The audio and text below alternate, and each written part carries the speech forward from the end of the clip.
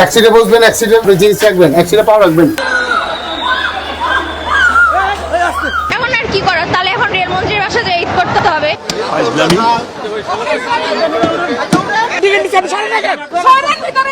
ঈদ কাটাই দেবো কমলাপুর স্টেশনও। একটা টিকিট যেটা 500 টাকা, ওইটা বলে 2000 টাকা। টিকিটদারীদেরকে বাইরে রেখে ওনারা গেট বন্ধ করে দাঁড়ায় আছে। যারা রেলে জব করতেছে তারাই একটা সিন্ডিকেট করছে। টিকিট কাছে দেখাচ্ছি, বলে সামনে যান, সিট হচ্ছে আমার এই বগিতে, আমি সামনে গিয়ে কি করব? যেখানে ঈদযাত্রায় ট্রেনের টিকিট নিয়ে যাত্রীদের ক্ষোভ আর ভোগান্তির শেষ নেই, সেখানে আপনি 4 জনের জন্য এসি রুমের 8টি সিট পাচ্ছেন, সেটিও আবার কোনো অগ্রিম টাকা বা বুকিং ছাড়াই। এ যেন আলাদিনের চেরাগ, যা অনেকটা মেঘ না চাইতেই বৃষ্টির মতো। এমনই অহরহ ঘটনা ঘটছে কমলাপুর রেল স্টেশনে।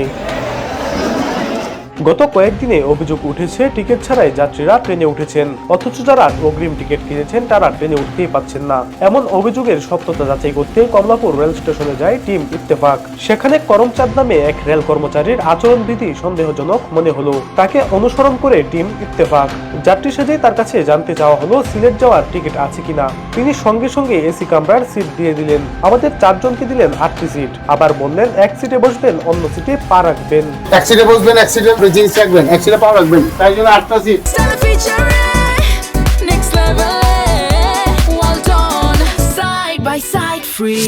পাশাপাশি সিটগুলো একাধিক ব্যক্তির কাছে বিক্রি হয়েছে কিনা এবং প্রতি সিটের দাম কত কিংবা টিটি তুলে দিবেন কিনা এমন প্রশ্ন করতেই করমচাঁদ জানান এইখানে কোনো সমস্যা নাই, উনি যেটা বলবেন সেটাই হবে, তাছাড়া দাম নিয়েও কোনো সমস্যা হবে না। কত দিবেন? আর ভাই বসেন না, আমি কি কিছু বলছি? চাইছি 4 টাকা আছে বাবা, আমি আপনার এটা ইনস্টার টিকিট আর আমি সহকারে আমি কিছু কম না, 12 যেটা আছে আপনি বুঝে দিন। পাশাপাশি অন্য এক রেল কর্মচারী সাংবাদিকদের কথা শুনে উল্টো গালিগালাজ করেন। তিনি বলেন ইউনিফর্ম পরার পূর্বে তিনি সাংবাদিকদের মারধর করেছেন, যেটা আবার তিনি অনেক গর্বের সঙ্গেও বলছিলেন।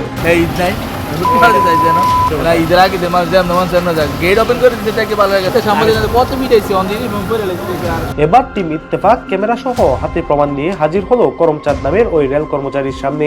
8 সিট বিক্রির বিষয়ে জানতে চাইলে প্রথমে তিনি অস্বীকার করেন এবং পরবর্তীতে ভুল হয়েছে বলে ক্ষমাও চান। সিলেটের টিকিট দিচ্ছিলেন 8 সিট করে, না না না বিক্রি করবি ভিডিও আছে আমার কাছে, বলতেছিলেন যে 8 সিট দিবেন। আমার কাছে নাই, আমি টিকিট বানায় দিব বলছি, টিটি আসলে টিকিট বানায় দিব, সবকিছু ভিডিও আছে আমাদের। না আমার কাছে কোনো টিকিটও নাই, টিকিট আমার কাছে বেচাও নাই। আমি সাধারণত চাকরি করি এখানে টিকিটই আসলে টিকিট বানায় দিবে, এই আছে। আপনি বলছেন টিটি আসলে সমস্যা নেই, অন্য সিটে চলে যান।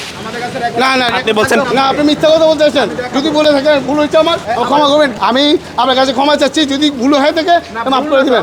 এর মধ্যে যিনি সাংবাদিকদের মারধর করার কথা বলছিলেন ও গালিগালাজ করেছিলেন, ওই কর্মচারীকে আর খুঁজে পাওয়া গেল না পুরো স্টেশন ঘুরে।